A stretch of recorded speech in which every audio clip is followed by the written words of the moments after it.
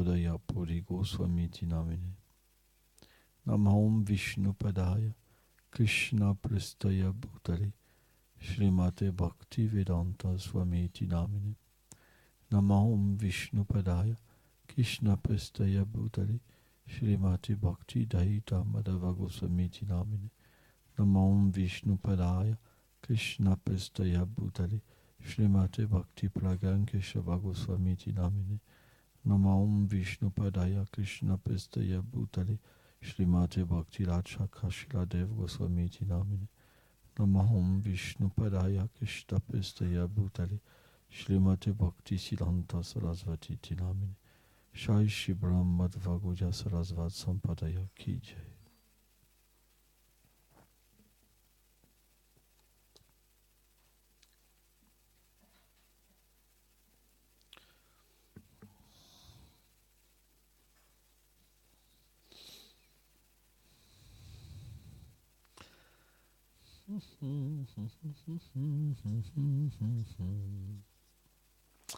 Nous allons lire un verset merveilleux de la Srimad Bhagavad Gita.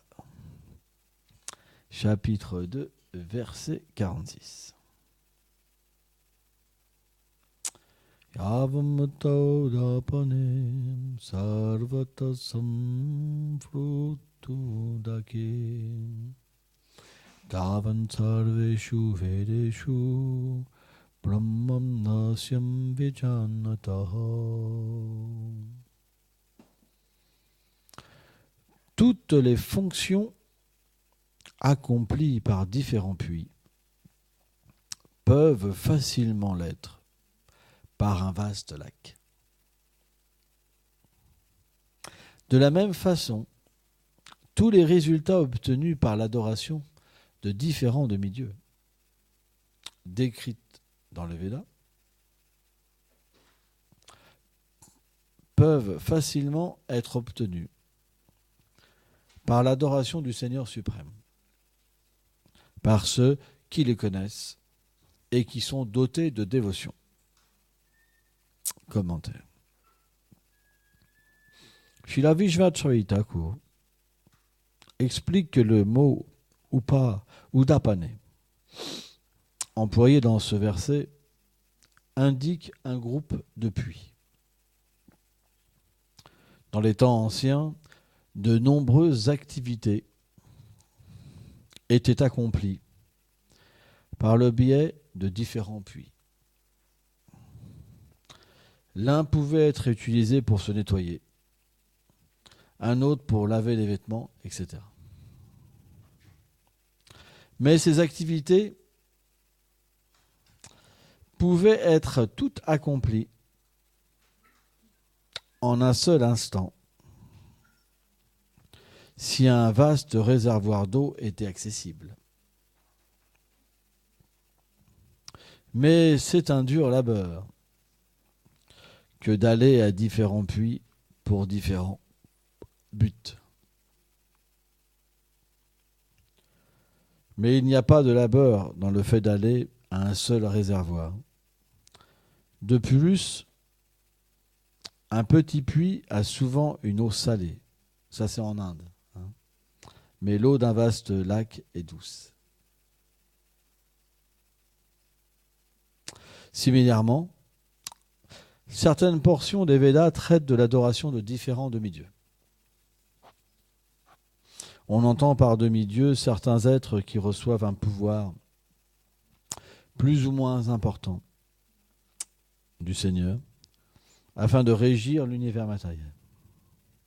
Les plus célèbres sont Brahma, Shiva, Durga, Ganesh et Indra.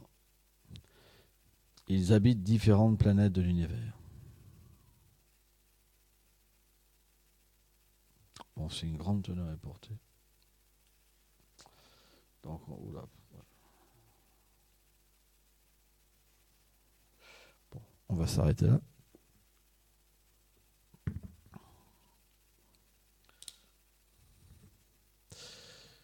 C'est un point qui est pour nous qui est important. Parce que dans notre vie d'âme conditionnée, on pense que le Seigneur n'est pas tout puissant. La preuve, c'est qu'on met de l'argent de côté en cas de problème. Ça, c'est indéniable. On pense que si on ne va pas travailler, on va dépérir. Si on ne fait pas d'études, on n'aura pas de futur. C'est notre société actuelle qui veut ça. Tout le monde pense ça. C'est une réalité quand même. Il y a très peu de gens sur la Terre qui simplement vivent d'air pur et de doux sentiments d'amour envers le Seigneur suprême. C'est très rare. Donc même si on est des dévots du Seigneur, comme notre foi n'est pas exclusive, qu'on n'est pas abandonné, on sait que l'abandon, ça a 6 symptômes. C'est d'accepter ce qui est favorable à l'évolution de l'amour, notre relation avec le Seigneur suprême, se défaire de ce qui est favorable. Donc déjà ça, il y a plein de personnes, tout le monde chez nous a des choses qu'il faudrait se débarrasser qu'on n'arrive pas parce qu'on est attaché, vous comprenez ? On sait très bien qu'on ne pourra pas progresser, mais on est attaché. Parce qu'on pense, parce qu'on n'a pas eu l'expérience avec le Seigneur suprême, que sans eux, on va manquer quelque chose. Par exemple.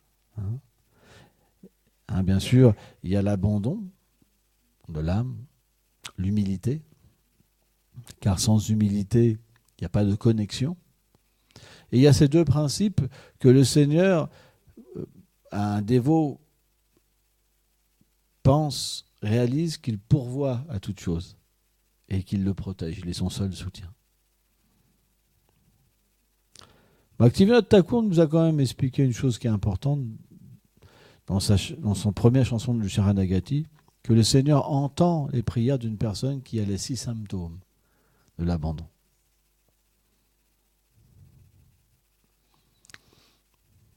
Bhaktivinoda Thakur, chez Yadev Goswami Maharaj, explique que ces symptômes forment le halo de Srimati Radharani, son effulgence. Dans le monde supérieur, tout est, infusé de ces 6 symptômes. Donc, dans le monde matériel, rien n'est infusé de ces 6 symptômes, puisque c'est le reflet perverti. On va, au lieu d'accepter ce qui est favorable, on va accepter ce qui est défavorable et rejeter ce qui est défavorable. On ne va pas s'abandonner, on n'aura pas d'humilité, on n'accepte pas que le Seigneur peut nous soutenir et on n'accepte pas qu'il peut pourvoir à toute chose. Et c'est pour ça qu'on souffre.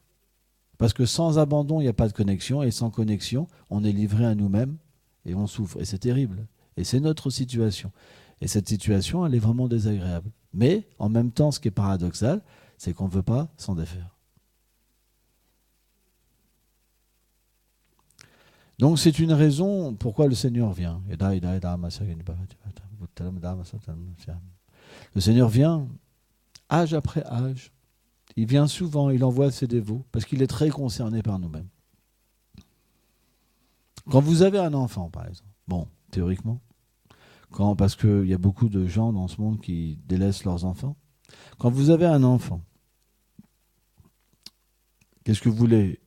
Vous voulez que l'enfant il soit heureux. Mais vous n'avez pas le pouvoir de le rendre heureux. Bien que toutes les mères veulent que leur enfant soit heureux, c'est pas que tous les enfants sont heureux. Même eux-mêmes, elles ne sont pas heureuses. De la même manière, quelqu'un qui est prisonnier, comment il pourrait délivrer quelqu'un ? Quelqu'un qui est malheureux, comment il peut donner le bonheur ? Vous comprenez ? Donc il y a une illusion qui est là. Ça veut dire qu'on est dans une fausse réalité de vouloir donner le bonheur alors qu'on n'en a pas. Et ça veut dire... Non, je me suis mal expliqué, pardon. On est dans... Srila Bhaktisiddhanta explique il y a Maya agit de 2 manières. Elle nous roue de coups et elle nous fait penser qu'on est heureux. De la même manière, bien qu'on n'est pas heureux, on pense qu'on va pouvoir donner le bonheur aux autres. Bien qu'on est incarcéré dans le monde matériel, on pense qu'on va pouvoir donner la liberté aux gens. C'est le principe de l'âme conditionnée. Et c'est pour ça qu'on dit que l'âme conditionnée, elle est dans une sorte de tricherie, quoi.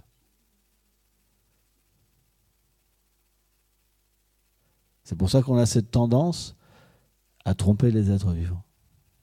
Et c'est une réalité. Tout ce qu'on apprend Chez la Vishvait Thakur explique que les âmes conditionnées, leur poésie, tout ce qu'ils apprennent, c'est démesuré par rapport à eux-mêmes. Par exemple, je ne sais pas, je pourrais dire de mon corps émane une telle senteur merveilleuse, et ceci, cela. Je pourrais faire une tellement belle poésie, comme j'ai vu des impersonistes, que les feuilles tremblent par mon pouvoir, par exemple. Mais ça, c'est juste des belles paroles. Vishvanath Thakur explique. La réalité, elle est tout autre. Alors que quand on glorifie le Seigneur suprême, c'est l'inverse. On n'a pas le pouvoir de décrire ses puissances. Vous comprenez ? Mais ce n'est pas exagéré. Alors que quand on glorifie une âme conditionnée, c'est toujours exagéré. Parce qu'on est fait pour cette grandeur. On est fait pour quelque chose d'inconcevable, parce qu'on ne le comprend pas. Mais on a besoin de construire un rêve, de construire quelque chose. Prenons les présidents de la République. Avant d'être président, qu'est-ce qu'ils font ? Je ferai ci, je ferai ça, je ferai ci, je ferai ça. Combien de présidents t'as vu ? Plusieurs. Ils ont tous annoncé des choses, ils n'ont jamais rien réussi à aller jusqu'au bout. Parce que c'est le principe du monde matériel. Ce que l'on dit, ça n'a pas de puissance. Parce qu'on ne peut pas imposer au Seigneur suprême de rendre nos désirs véritables, puisqu'il comble tous les désirs. Un jour, Narada Muni, il s'est senti inspiré par le Seigneur pour aller voir Kamsa. Et vous savez que Kamsa, c'était un démon terrible. C'était vraiment un démon très très puissant. Il avait la force de 10 000 éléphants. Il était tellement puissant que même des démons comme Keshi, Agasura, etc., il les avait vaincus par la force.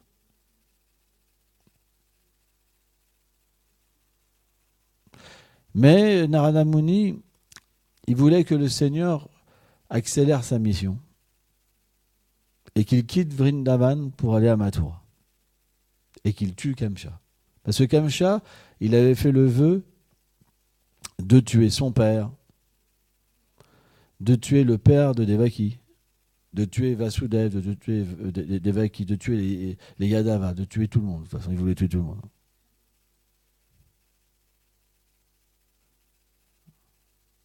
Il voulait se débarrasser de tout ce qui allait contre lui.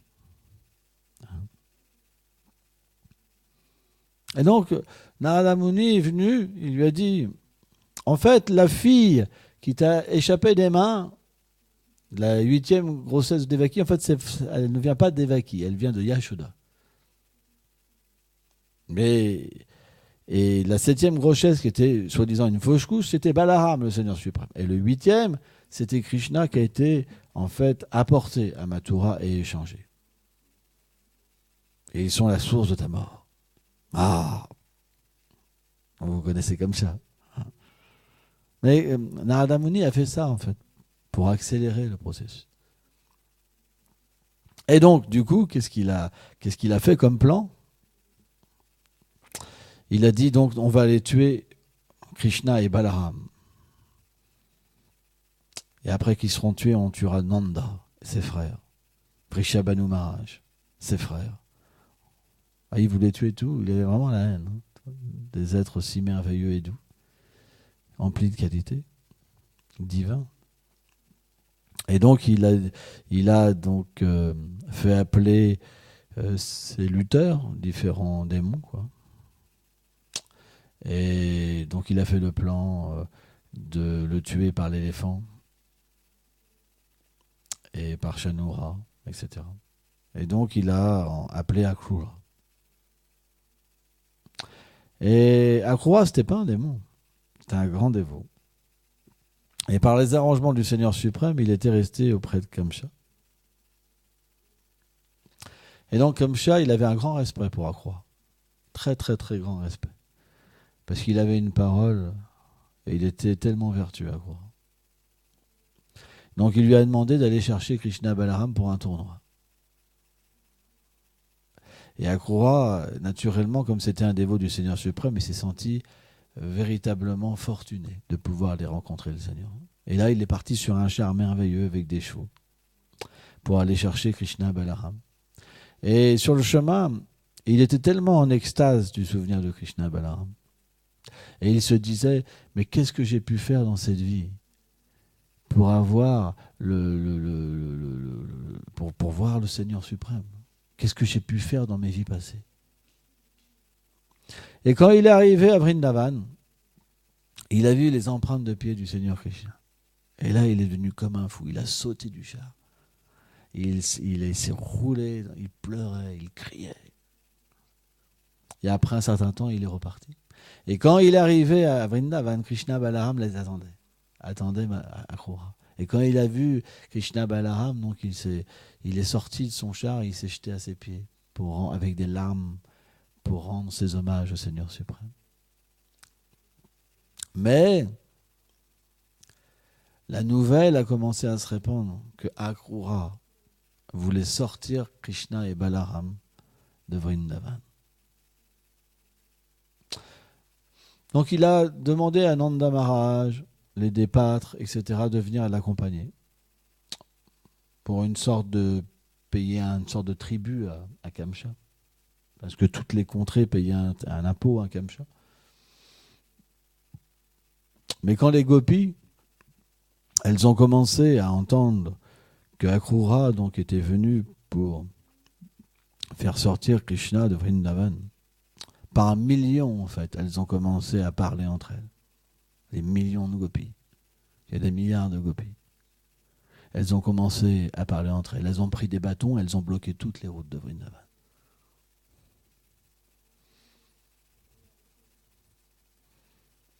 Elles ont fait un plan, barricade.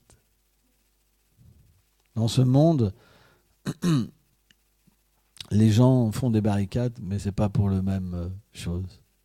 C'est pas pour l'amour. Tout est un reflet perverti. Moi, j'ai fait, quand j'étais enfant, des manifestations comme ça. Hein?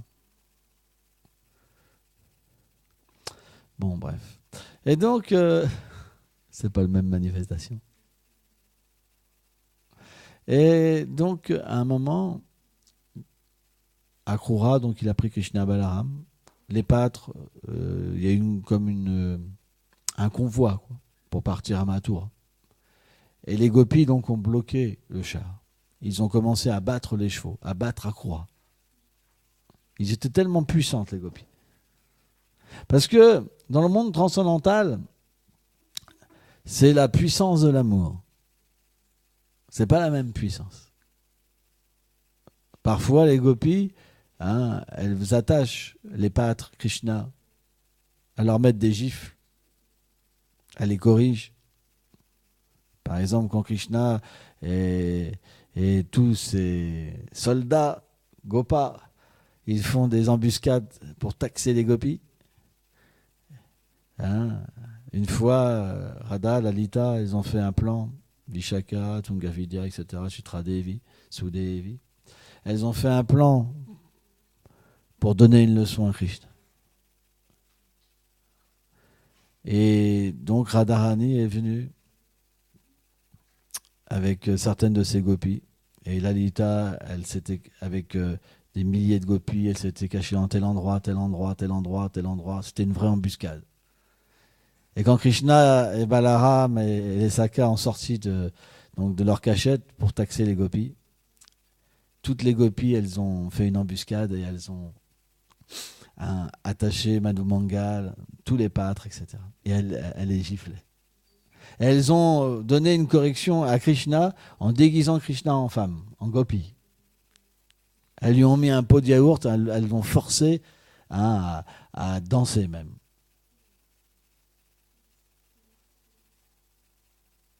Et elles lui ont dit de faire la promesse qu'elle les attaquerait plus. Et Lalita, finalement, elle a acheté une pierre et la yaourt s'est même coulée sur Krishna. C'est un divertissement fameux, ça. Chaque année, en fait, donc à Varshan, ce divertissement pardon. Donc,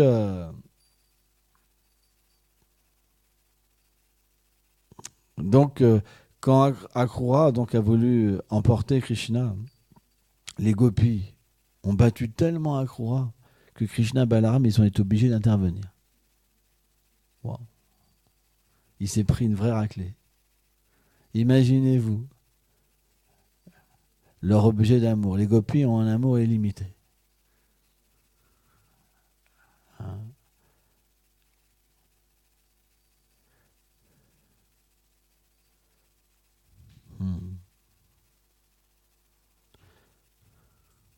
Donc, on devrait méditer sur ce genre de divertissement. Notre but, il est le souvenir de Krishna.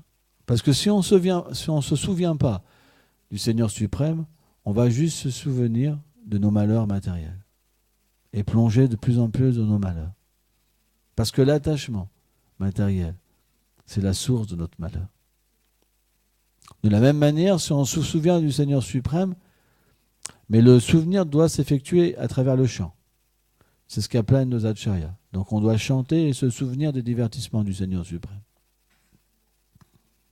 Car le chant, comme il n'est pas différent de Radha et Krishna, il peut nous révéler les divertissements du Seigneur suprême, la forme du Seigneur suprême, ses attributs en premier temps, puis après les divertissements. Mais on doit avoir une méditation. C'est quelque chose qui est très important. Parce que si on a une méditation sincère et que le chant nous révèle, même un tout petit peu, de la nature de divertissement absolu du Seigneur suprême, alors notre désir changera.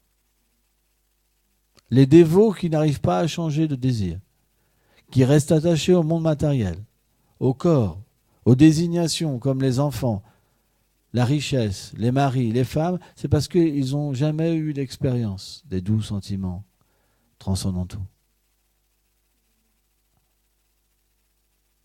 Donc quel est le but d'écouter les sadhus? C'est de changer notre état d'esprit. Ce n'est pas simplement venir s'asseoir à une classe. Si on s'assoit dans une classe et qu'on pense qu'on a tout compris, que notre vie est parfaite, ça ne servira à rien. Ça ne touchera pas notre cœur. Il y a plein de dévots qui ont assisté à des classes pendant des années de grands sadhus et qui n'ont presque pas progressé dans cette vie. C'est une réalité. Gorgovina Maharaj, il disait, à cause de la duplicité, on ne peut pas progresser. C'est ça qu'empêche un dévot de progresser. Bien qu'il soit assis en face d'un sadhu, bien qu'il écoute, parce qu'il ne veut pas changer, ça n'a pas de pouvoir. Bien qu'on sache qu'il y a des choses qu'il faut enlever dans notre vie, si on l'entend, on ne l'appliquera pas. Vous comprenez ? Notre but, c'est la foi. La foi, c'est quoi ? C'est qu'est-ce que dit le Seigneur suprême et les sadhus ? Si on l'applique, alors on peut progresser. Qu'est-ce que ça veut dire, progrès ? Ça veut dire souvenir. Ça veut dire que le Seigneur viendra dans notre vie pour nous attraper, nous attirer. Et une fois qu'on est attiré, la nature de notre désir change. Si la nature de notre désir change, alors Krishna va réciproquer de plus en plus avec nous. Donc, sans enlever cette duplicité et sans avoir la foi dans les enseignements du Seigneur suprême, la nature de notre désir ne changera pas. Et nous ne ferons pas de progrès dans cette vie. Il faudra attendre une prochaine vie pour pouvoir de nouveau recommencer. Et c'est dommage. Parce que, par exemple, quand quelqu'un vous parle d'un lieu qui est joli,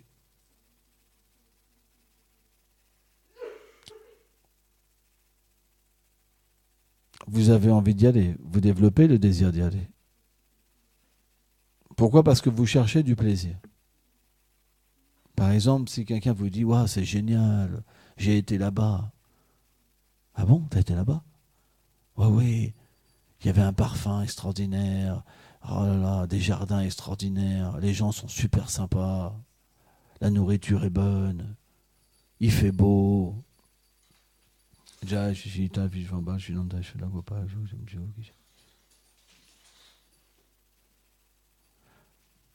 En plus, j'ai un plan gratuit pour y aller.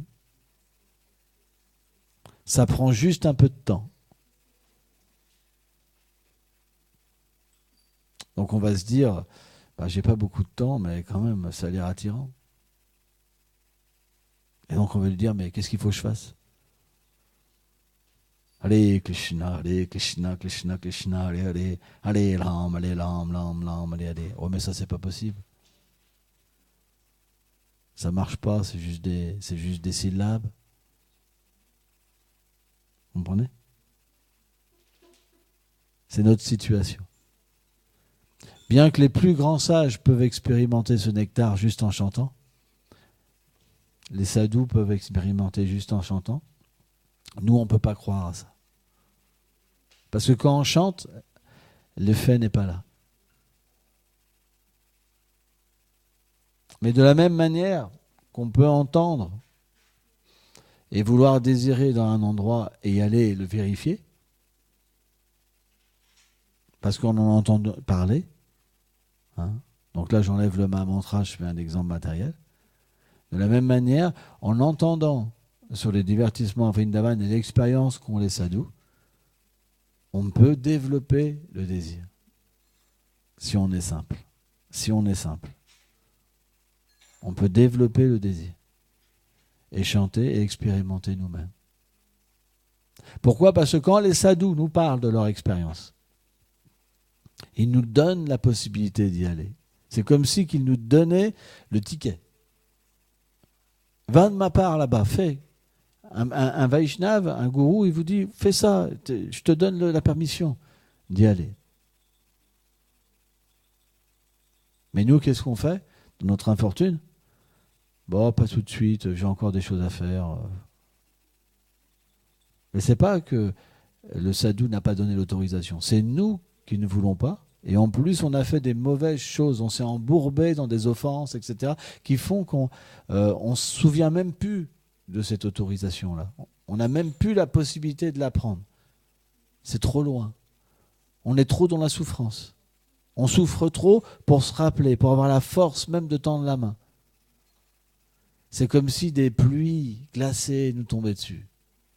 On avait le corps nu. La faim nous tiraille.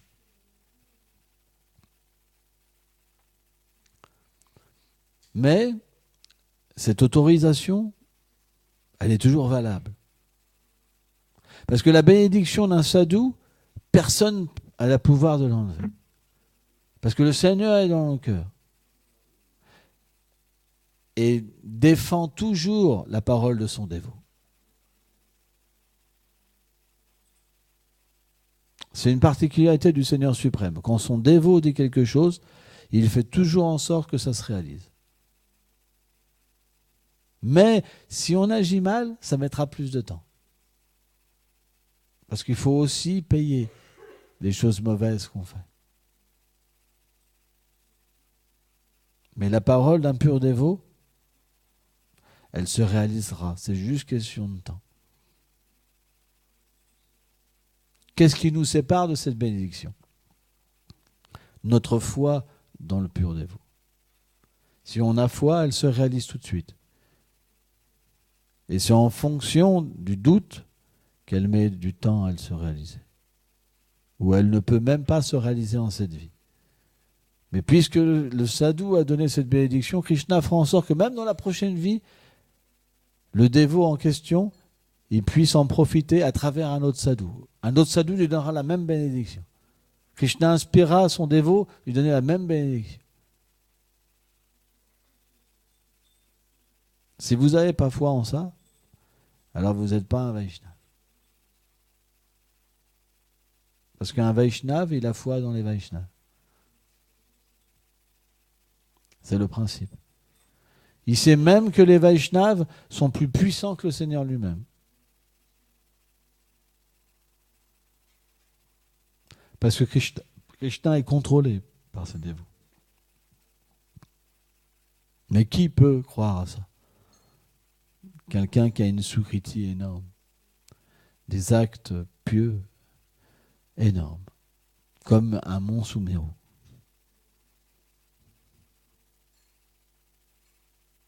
C'est pourquoi au début, on crée notre bonne fortune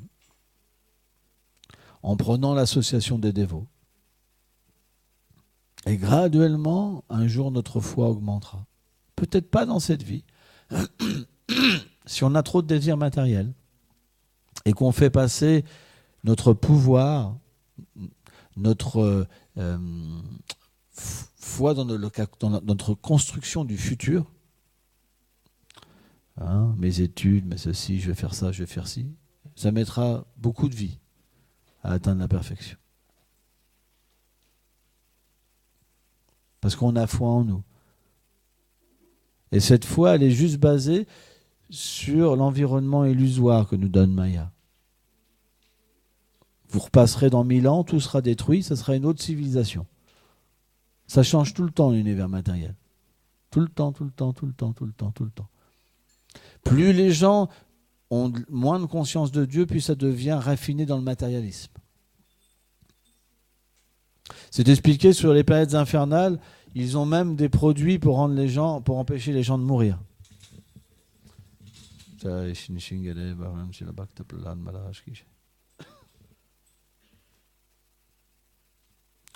C'est expliqué que c'est le disque Sudarshan lui-même qui vient tuer les gens pour qu'ils quittent leur corps.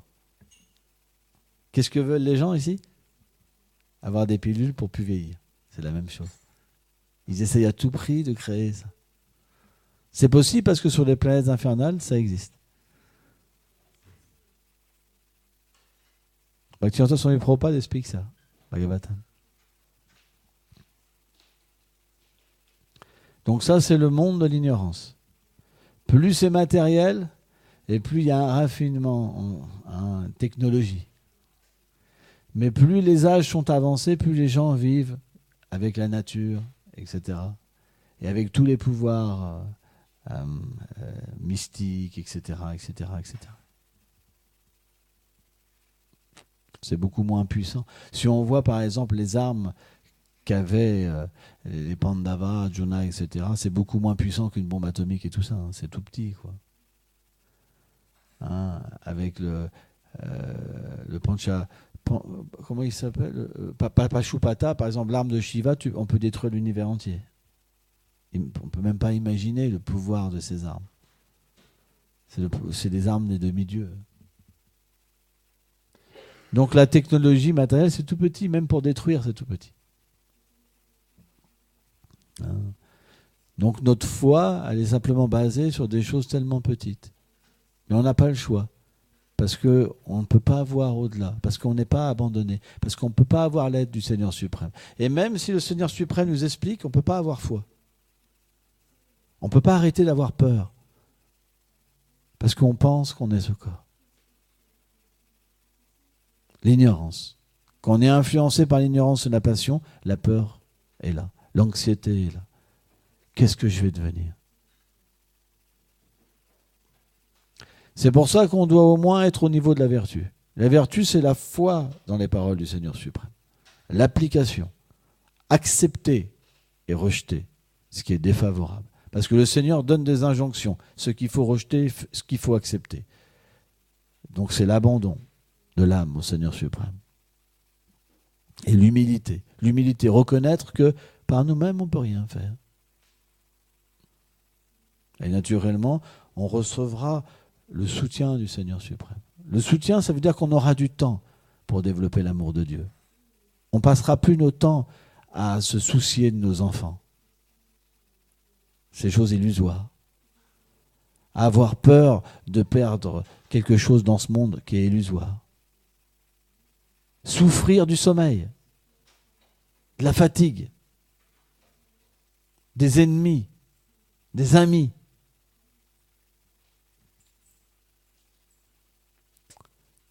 Simplement, on aura comme nourriture la miséricorde du Seigneur suprême. Alors quelqu'un d'athée dit, mais c'est illusoire. Et pourtant, tous les saints ont expérimenté ça. Parce que quand vous vous abandonnez, le Seigneur change votre vie. Vous avez la possibilité de vivre qu'avec le Seigneur suprême. Regardons. On s'est abandonné, le Seigneur a donné sa maison. Il donne sa nourriture. Et même si on fait des activités, c'est directement relié pour lui et pas pour nous. On ne fait rien pour nous. On fait tout pour lui. C'est la preuve. Mais quand on n'est pas abandonné, on fait tout pour nos enfants et on ne fait que souffrir. On est comme l'âne. On porte des lourdes charges. Oh, et ça, et ci, et ça, et demain, et on se bat pour garder notre mari. C'est une vraie guerre, ce monde. Mais quand on est abandonné, notre demeure devient la demeure du Seigneur suprême. Notre épouse devient la servante du Seigneur suprême. Nos enfants deviennent les serviteurs du Seigneur suprême. Notre travail devient un moyen de servir directement le Seigneur suprême. Mais on n'a pas foi en ça. On souffre. On est battu tout le temps, tout le temps, tout le temps. Mais on continue inlassablement. C'est le pouvoir de l'énergie matérielle.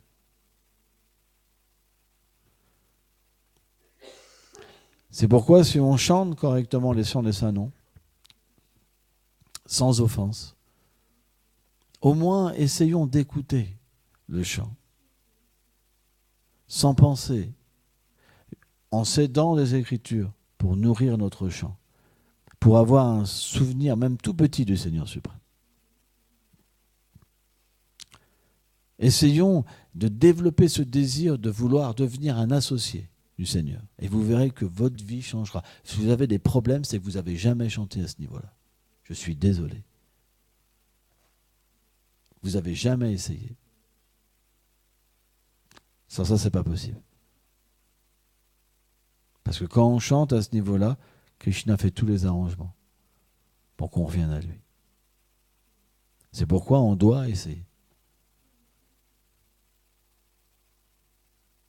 C'est très important. On doit chanter avec concentration, avec la foi que le nom du Seigneur est le Seigneur lui-même.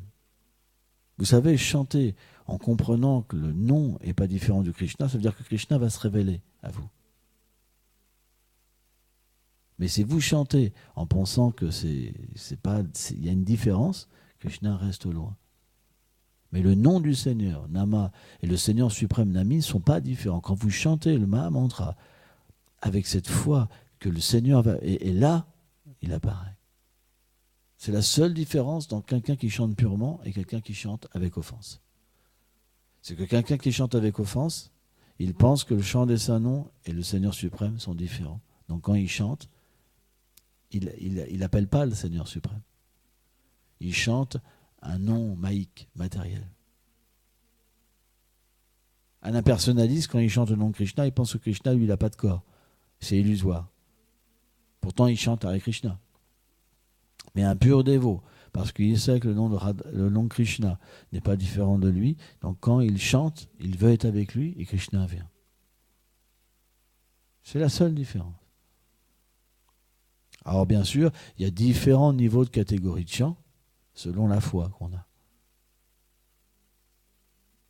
Mais qu'est-ce qui fait que quelqu'un, même s'il en entend parler, il n'en voudra pas l'expérience? Et quelqu'un, quand il entend parler, il va établir ça dans sa vie. C'est simplement la duplicité matérielle. La foi, c'est la simplicité. Mais l'attachement matériel, c'est la duplicité. Parce qu'on est attaché, on ne veut pas de cette expérience-là. Donc, ce n'est pas de la faute du Seigneur suprême. Le Seigneur donne tout. C'est nous le problème. Parce que tout nous a été donné. On nous a demandé de ne pas critiquer. Mais qu'est-ce qu'on a fait? On a critiqué. On nous a demandé de servir le maître spirituel. Qu'est-ce qu'on a fait? Etc., etc. On a fait beaucoup d'erreurs. C'est pour ça qu'il n'y a pas de connexion. C'est pour ça qu'on perd notre foi. C'est pour ça qu'on peut être en colère. C'est une réalité. Mais ça ne veut pas dire qu'on ne peut pas réparer. Parce que le Seigneur est miséricordieux. Si on est dans une impasse, on doit quand même se dire je me suis trompé quand même. Bon, je veux bien qu'on ait de l'orgueil, mais quand même, on peut quand même reconnaître qu'on s'est trompé. Et on s'est tous trompés. Il faut avoir un sacré faux égo pour croire qu'on ne s'est pas trompé. Tout Vaishnav pense qu'il a gâché sa vie. Plus il avance, plus il pense qu'il a gâché sa vie. Parce que c'est un symptôme. Parce que plus on progresse, plus on s'aperçoit qu'il va falloir changer. C'est pour ça que c'est dynamique. Et plus le Seigneur est réciproque avec nous, et plus les dévots, ils pensent qu'il s'est trompé. Parce que c'est la nature de la dévotion, de rendre humble.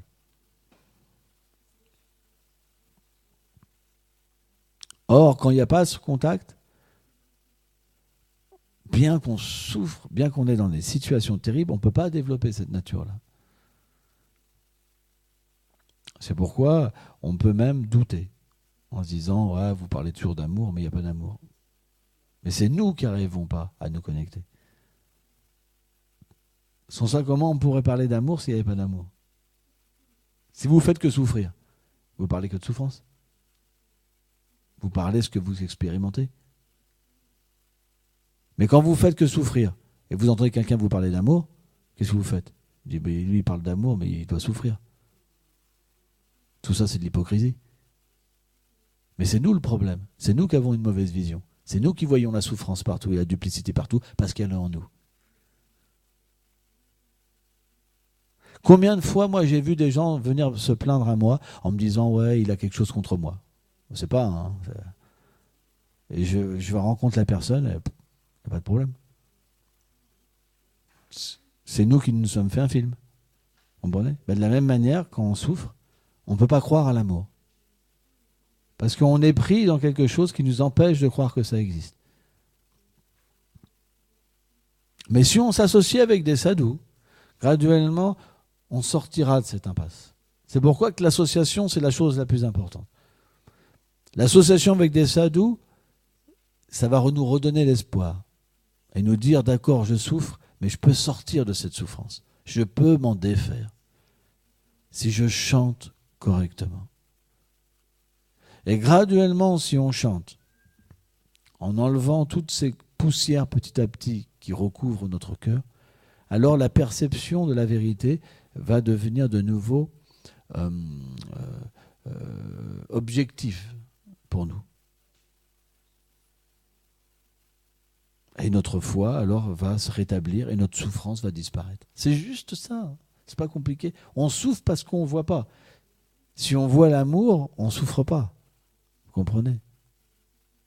Après, bien sûr, les grands dévots, ils souffrent aussi de séparation de Krishna. Ça, c'est autre chose. Il y a des grands dévots, par exemple, que Krishna se cache pour qu'ils expérimentent Vipralambha-Seva. Le Seigneur Mahaprabhu lui-même était dans ces sentiments-là. C'est la preuve que même le plus haut sentiment, il est vraiment dans la séparation. Parfois, certains dévots vous disent, mais moi je suis dans le bliss, je chante et tout, c'est l'extase. C'est vrai. Mais il y a des sphères plus élevées encore que de voir même Krishna tout le temps. Parce que Mahaprabhu est venu pour expérimenter la séparation. Parce que dans le monde transcendantal, Radha et Krishna se trouvent momentanément séparés. Et pourtant, on ne peut pas dire qu'ils sont séparés puisqu'ils sont une même personne. Mais à la fois, ils se trouvent séparés. Pour que Prema puisse véritablement augmenter.